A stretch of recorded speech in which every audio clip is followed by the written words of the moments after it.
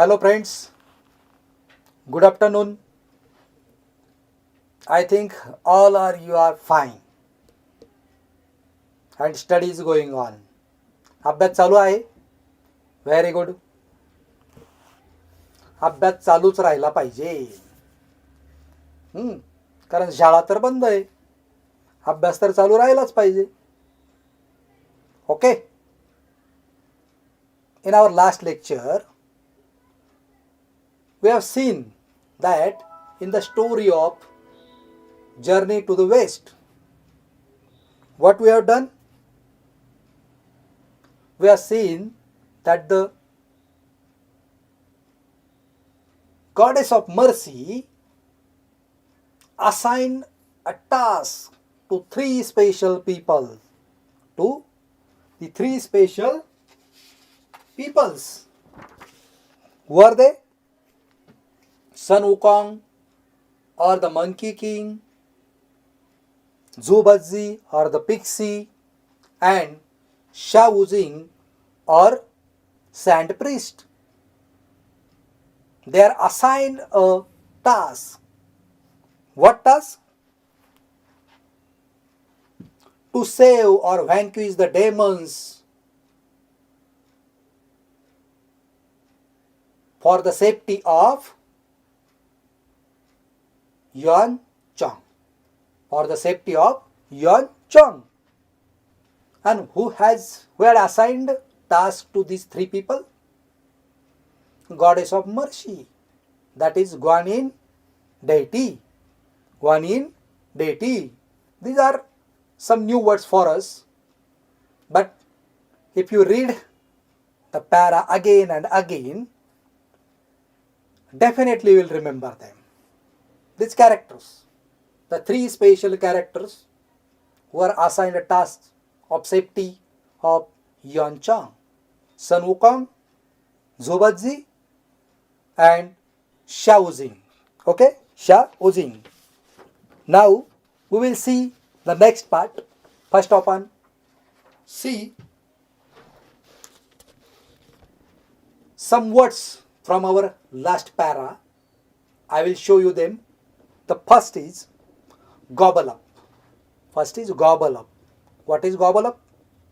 To swallow or eat hastily or hungrily in large pieces. In English it is a very long explanation. In Marathi, what is gobble up? In a single word, I will tell you, baka baka khani. What is gobble up? बका बका खाणे. कसं खातात रे बका बका? म्हणजे कसं? तर जेवढं हातात सापडेल तेवढं. Not cutting the food in small pieces. जसं आहे तसं मुठभर घेणे आणि खाणे. That is called बका बका खाणे किंवा gobble up. काय म्हणतात त्याला? Gobble up.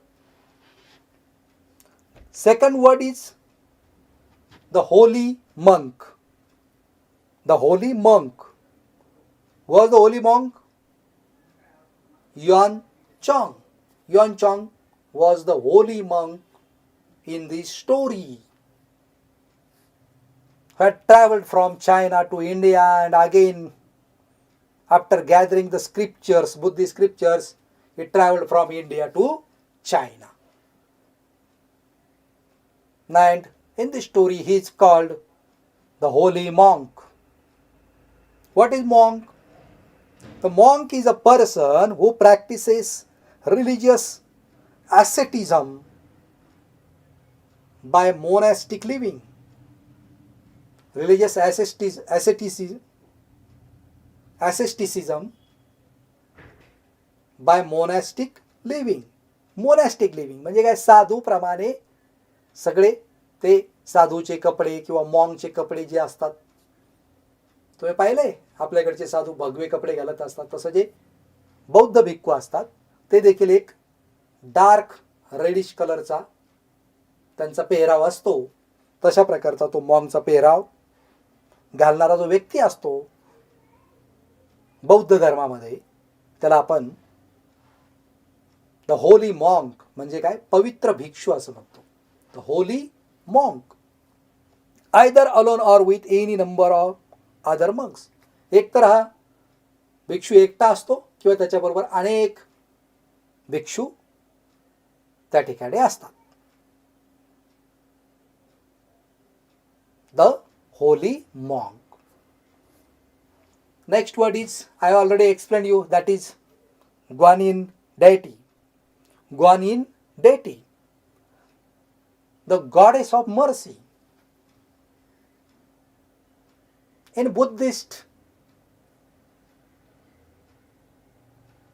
religion, this goddess of mercy, that is Guanyin deity, is known with different names in different languages.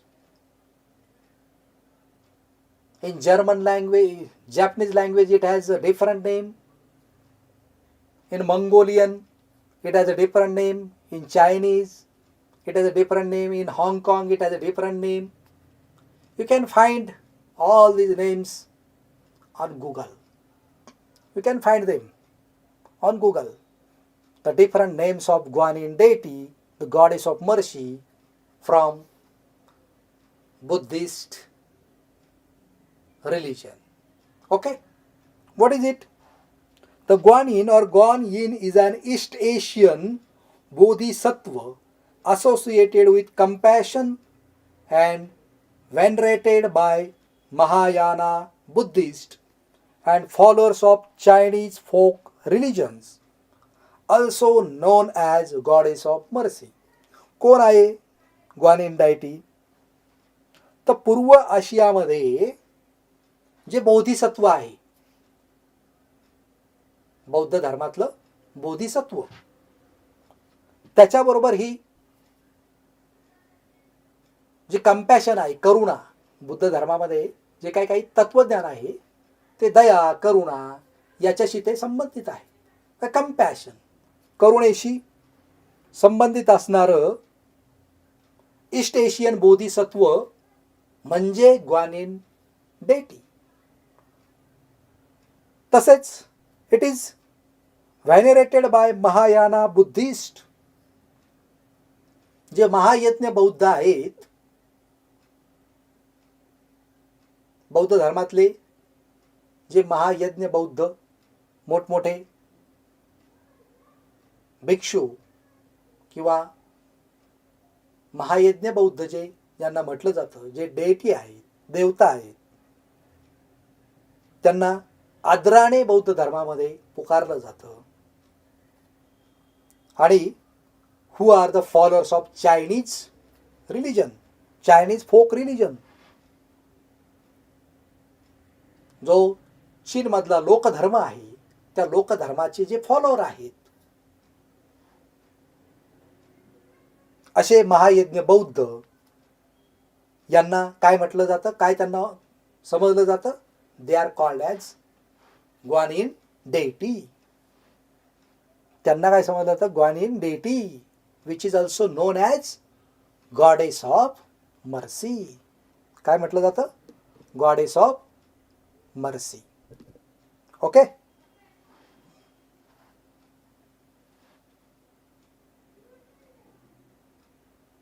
Mahayana बौद्ध, महाज्ञान, महायज्ञ बौद्ध जे आहे हे काय आहे? तर हे it is a major school of Buddhist teaching. Buddhism teaching social concern and universal salvation. सामाजिक सद्भावना आणि वैश्विक सॅल्वेशन. म्हणजे काय? सॅल्वेशन म्हणजे काय रे? मोक्ष. सॅल्वेशन म्हणजे मोक्ष. हिंदू धर्मामध्ये देखील ही एक कॉन्सेप्ट आहे की ज्या वेळेला मनुष्य एक जन्म संपतो तेव्हा दुसरा जन्म घेतो, असा 84 लक्ष योनीतून त्याला प्रवास करावा लागतो, असं आपल्याकडं आपल्या धर्मामध्ये एक संकल्पना आहे.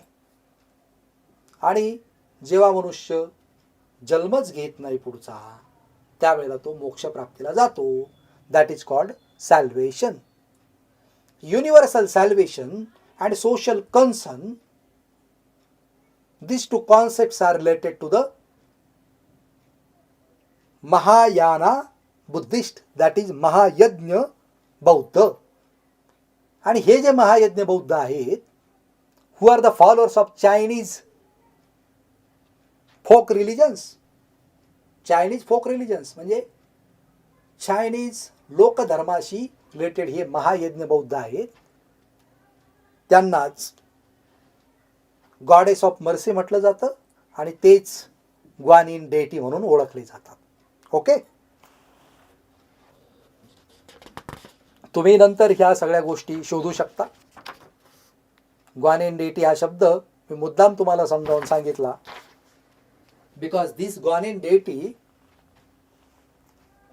had assigned task to the 3 special peoples to protect Yuanchang from various demons and evil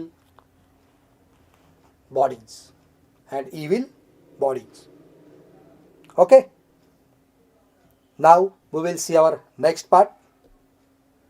Textbook page number 19, last 3-4 lines. The last para of page number 19, you can see the lines. I will read to you and you have to listen it carefully. While listening, you have to observe these lines from your textbook. Okay? Okay, we will start. Now, these 3 characters are no saints. These 3 characters which are assigned the task by Guanyin deity. These 3 characters are no saints. In fact, though they all have supernatural powers, they are known troublemakers. हे जे 3 character one चॉंगच्या सुरक्षिततेसाठी अनेक डेमॉन्स पासून त्याचं रक्षण करण्यासाठी ज्यांच्यावरती दयेच्या देवतेनं, goddess of mercy, that is Guanyin deity, Guanyin देवतेनं या ज्या 3 लोकांवरती जबाबदारी टाकली होती, युआन चॉंगची जी काय ट्रॅव्हलिंग होती, जो काय प्रवास होता, त्या प्रवासादरम्यान अडथळा आणणारे डेमॉन्स आणि इव्हिल बॉडीज, काय दुष्ट लोक होते, जे काय राक्षस होते, त्या सगळ्यांपासून रक्षण करण्यासाठी या 3 लोकांची ज्यांची निवड केली होती ते काय संत नव्हते. They are no saints. In fact खरं तर जरी they all have supernatural powers, they are known trouble makers, जरी त्यांच्याकडं दैवी शक्ती या 3ही कॅरेक्टरमध्ये होती, सन वुकॉंग, झुबत्झी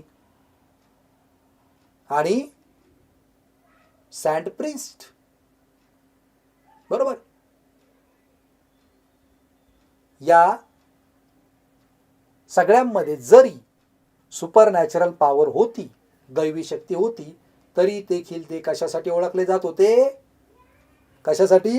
ट्रबल मेकर्स. काय होते ते? Trouble makers. उपद्रवी होते ते, जरी त्यांच्यामध्ये दैवी शक्ती होती तरी.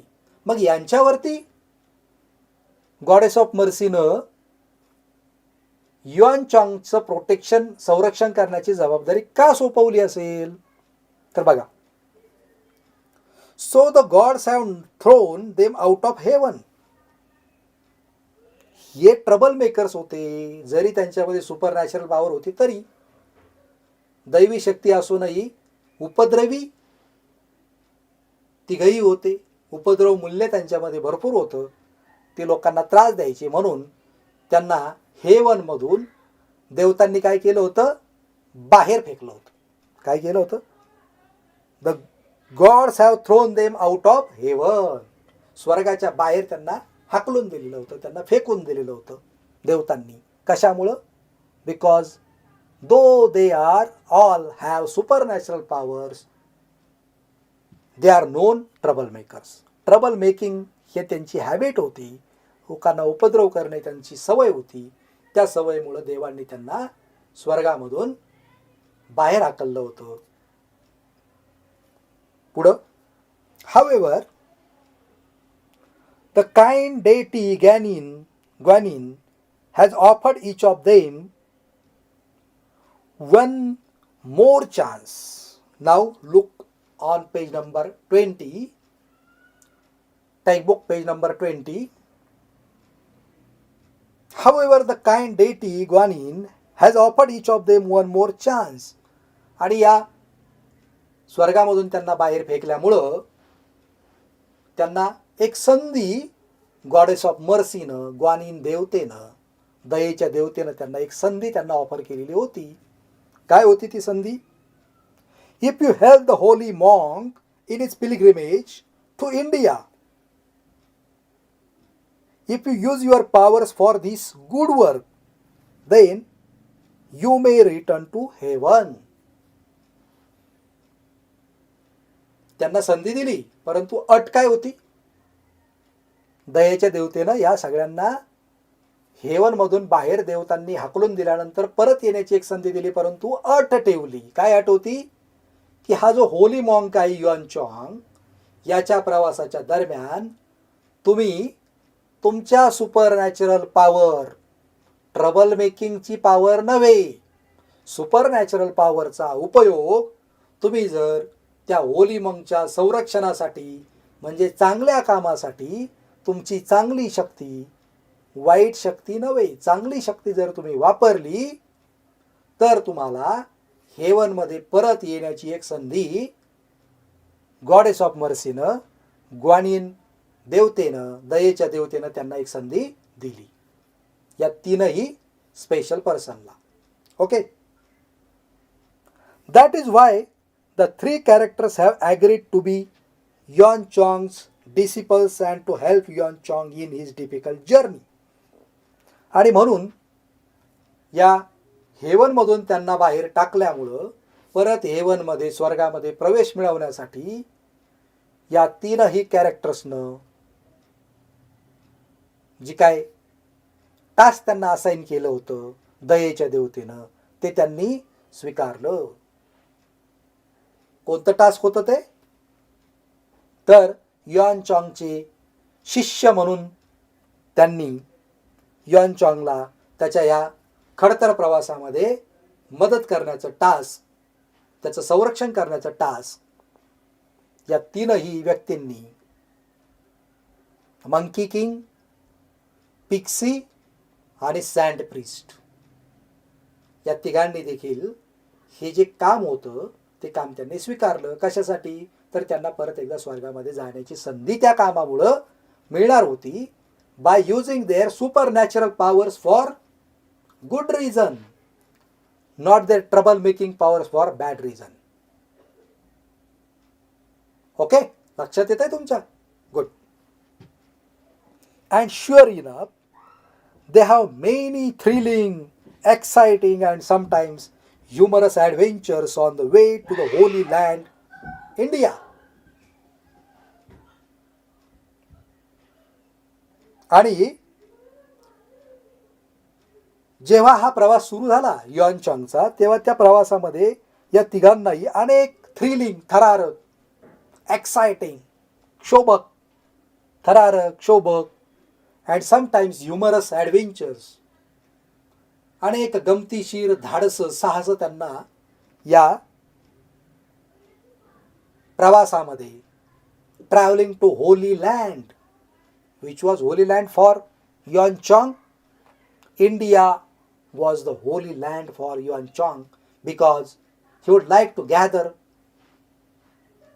some holy scriptures, Buddhist scriptures from India, and he would like to take them to China. आणि हा जो त्याचा प्रवास होता फ्रॉम चायना टू इंडिया, यामध्ये एक संधी म्हणून या 3 कॅरेक्टरला त्याचं संरक्षण करण्याचं जे काही काम दिलं होतं, त्या कामाच्या दरम्यान, त्या ट्रॅव्हलिंगच्या दरम्यान त्यांना अनेक थरारक, शोभक आणि साहसी अनुभव त्यांना या काळामध्ये, या मार्गामध्ये, in this travelling to holy land India, भारताच्या या प्रवासामध्ये त्यांना अनेक असे अनुभव त्यांना आले. काय ते अनुभव होते? जर्नी टू द वेस्टमध्ये हे सगळे दिलेले आहे. आपण we are learning piece of journey to the west. एक त्याचा छोटासा पार्ट आपण, एक छोटासा भाग आपण आपल्या ह्या लेसनमध्ये जर्नी टू द वेस्ट या इपिक नॉवेलचा आपण शिकतोय. Now see that one question is given to you. Find the word from the passage that mean a person who causes difficulties. And the 3 options are given to you. That is troublemaker, guanyin and humorous. Which word is suitable or synonym to the a person who causes difficulties? व्यक्ती की जो इतरांना काय करतो? अडथळे आणतो. I just explain you. The person who causes difficulties to others is called troublemaker. You can see the answer is troublemaker. What is troublemaker? Person who causes the difficulties to others is called troublemaker. This is the explanation of troublemaker, synonym to troublemaker. Next part on page number 20. Look in your textbook. Next para. The most powerful among the 3 disciples is Sun Wukong. Everything about him is extraordinary. हे जे 3 व्यक्ती होते, सन वुकॉंग त्यापैकी एक होता. Yuan चॉंगच्या प्रवासात मदत करणारे आणि दयेचे देवतेनं ज्यांना या कामासाठी निवडलं होतं, एक संधी त्यांना दिली होती. या 3 पैकी सन वुकॉंग जो होता, हा जो डिसिपल होता yuan चॉंगचा, he was the most powerful among the 3. त्या तिघांपैकी सन वुकॉंग अत्यंत शक्तिशाली होता, एक्स्ट्राऑर्डिनरी होता, असामान्य पॉवर त्याच्यामध्ये होत्या. He was born when winds blew over a huge stone egg on the flower fruit mountain. म्हणजे flower fruit mountain. What is flower fruit mountain? पुष्प फूल पर्वतावरील एक दगडी अंड होतं. Now these are all folk tales in Chinese language. What are they?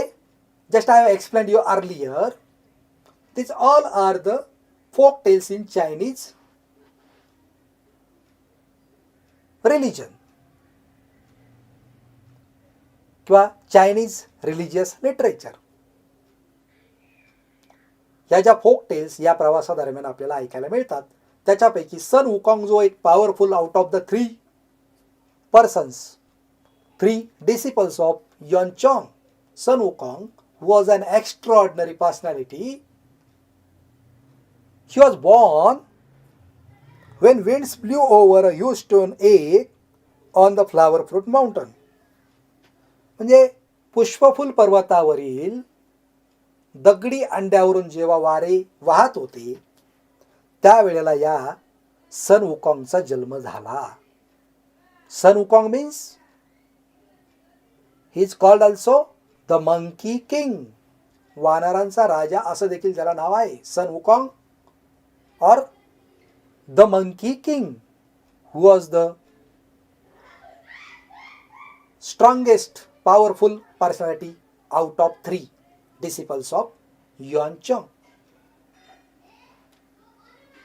He is able to transform himself in 72 different ways. तो स्वतःला किंवा स्वतःमध्ये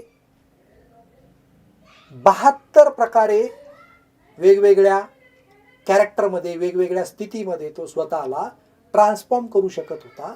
it was his powerful or it was his power, supernatural power.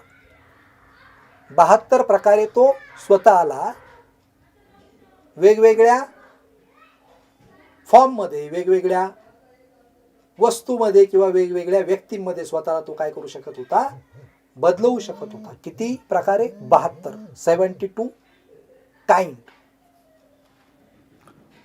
Not only that, but he can also transform each of his hair strand into any living or non-living thing of his choice. एवढंच नव्हे तर तो त्याच्या प्रत्येक केस जो असायचा त्या प्रत्येक केसाचं रूपांतर तो कुठल्याही लिव्हिंग और नॉन लिव्हिंग म्हणजे सजीव किंवा निर्जीव कुठल्याही फॉर्ममध्ये तो त्याच्या प्रत्येक केसाचं रूपांतरण करू शकत होता. What a super natural power. कसली दैवी शक्ती त्याच्याकडे होती, जादुई पॉवर त्याच्याकडे होती. His as you wish gold banded causal is also magical. त्याच्याकडे एक सोन्याचा पट्टा असलेला इच्छाधारी सोटा होता. एक जशी गदा असते किंवा एका लाकडी दांडा असतो तसा तो सोटा, कज्जल. ओके. आणि तो कसा होता? It has a magical power. It was also magical. काय करायचं तो त्या गोल्ड बँडेड कजलनं आणि as you wish gold banded cudgel, इच्छाधारी, जी इच्छा व्यक्त केली जाईल तसं. काय करायचा तो? It can grow as big as a pillar supporting the sky but at the other times it becomes as tiny as a needle. तो जो सोटा होता तो आकाशाला सुद्धा आधार देईल एवढा मोठा स्तंभ त्याच्यापासून सन वुकॉंग बनवायचा. त्या सोट्यापासून सोन्याचा पट्टा असलेला तो इच्छाधारी लाकडी दांडा किंवा तो सोटा, त्याचं रूपांतरण तो आकाशाला सुद्धा पिल्लर त्याचा तयार होईल. आकाशाला तो आधार देईल एवढा स्तंभ त्याचा बनवायचा आणि दुसऱ्या बाजूला सुई एवढाही त्याचा आकार तो बनवायचा. As tiny as needle and as big as the pillar supporting the sky. You can see that in this para there are 2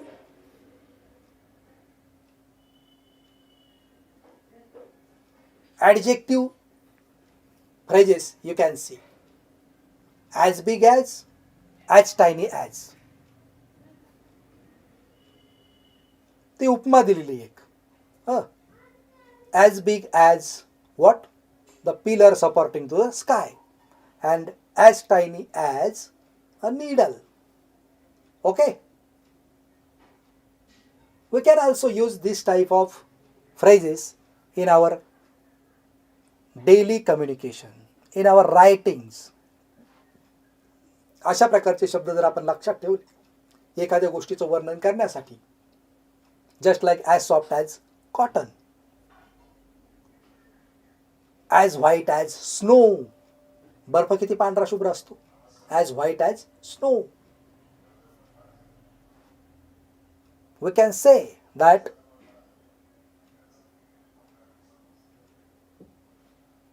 the cotton is as white as snow. म्हणजे एखाद्या कॉटनचं, कापसाचं वर्णन तुम्हाला करायचं असेल रंगाचं, तर तुम्ही त्याला स्नोची उपमा देण्यासाठी as white as he phrase तुम्ही वापरू शकता. बरोबर. अशा अनेक फ्रेज आपण नंतर आपल्या वर्कशॉपमध्ये बघणार आहोत. I think you are understood the para की 3 डिसिपल्सपैकी अत्यंत पॉवरफुल, सुपरनॅचरल पॉवर, एक्स्ट्रॉर्डनरी असणारा एक व्यक्ती म्हणजे सन वुकॉंग. आणि काय काय करू शकत होता तो, तर त्याचा जन्म झाला होता या द मंकी किंगचा. पुष्पफुल पर्वतावरून जेव्हा दगडी अंड्यावरून वारे वाहत होते तेव्हा जन्म झाला. तो स्वतःला 72 वेगवेगळ्या प्रकारांमध्ये रूपांतरित करू शकत होता. त्याच्या प्रत्येक केसाचं रूपांतरण तो सजीव किंवा निर्जीव वस्तूमध्ये करू शकत होता. आणि त्याच्याकडे एक जो सोन्याचा पट्टा असणारा सोटा होता, तो त्याचा आकार बदलू शकत होता, एवढा की तो आकाशाला त्याचा आधार देता येईल एवढा स्तंभ बनवायचा. आणि दुसऱ्या बाजूला तो त्याचं रूपांतरण छोट्याशा सुईमध्ये देखील करायचा. ओके, इथपर्यंत लक्षात आलं? आलं का लक्षात इथपर्यंत? Very good. नाऊ आतापर्यंत जे आपण शिकलो, जे 3 कॅरेक्टर मी तुम्हाला सांगितले, ते 3 कॅरेक्टरचे पॅरलल नेम, त्यांचे जे काय निकनेम होते,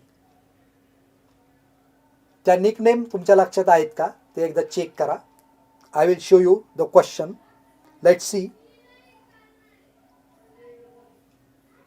the first question is, who is the most powerful among the 3 disciples of Yuan Chang? Just I have explained to you that who is the most powerful among the 3 disciples of Yuan Chang? And the answer is what? Sun Wukong, the Monkey King. Okay? Have you remember? Okay, very good. For this lecture, I think this is sufficient. In our next lecture, we will see the next part of the lesson. Okay? For today, we will stop here. In our next lecture, we will see the next part of the story. Okay? This is a big story, and the name of the characters in this story are different because these characters are from China. They are not familiar with us. The terms in this story are also not familiar to us. That is why I am explaining the story very slowly, because once you learned or understood the story, you will not forget the story in your life. Okay? Then we will stop today, and in your next lecture I will explain you the next story. Okay? Bye then.